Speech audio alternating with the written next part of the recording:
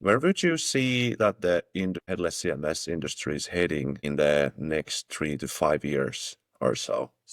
Heavy. Heavy, yeah, Honestly, it's hard to pinpoint a single trend. of Take a look. course. Let's like quickly recap kind of the last 5 years, right? So when I started out in headless CMSs, there was this whole narrative of, okay, you've got the big suite. You've got WordPress, which was and is the dominant CMS for websites, and you had these enterprise suites like the AEMs, which were being used in larger companies, and there was Yeah. this whole narrative on how it's so tightly coupled to your website, and it's forcing you into using certain frameworks, and that's wrong. You should have the flexibility to build things as you like, and you should also have the flexibility to have this single content database or content repository to power your website and your app and your dishwasher and your TV or whatever. So Yeah.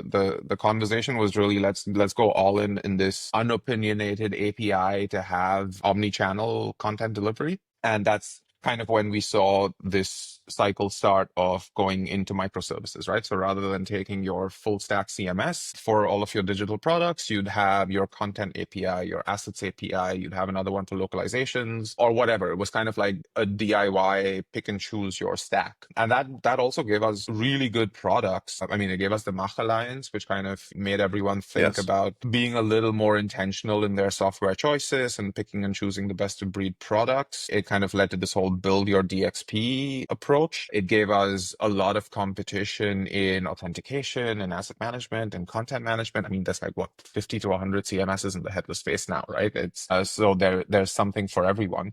But now I'm also starting to notice we're kind of going back a bit where Yeah. people are thinking, maybe things are too decoupled. Maybe some things just naturally belong together. If you've got content, you need assets. If you've got those two, you need localization. So we're kind of going back into this whole like opinionated DXP-ish direction where not all APIs are coming from different vendors because there's so much Yeah. about maintenance, compatibility. Is this one tool going to exist 5 years from now? Do I need to refactor and Yeah. replatform again and again? But one thing that I've noticed is staying constant, or at least the argument that no one's really fighting, is the whole topic of choose your preference, right? Even whether you're working with microservices or going with this composable approach, I think we've all collectively gotten used to picking our favorite frameworks and tools and services. And that's where I still think headless CMSs will go. There might be a lot more circles. We might go back to microservices and come back to suites and then,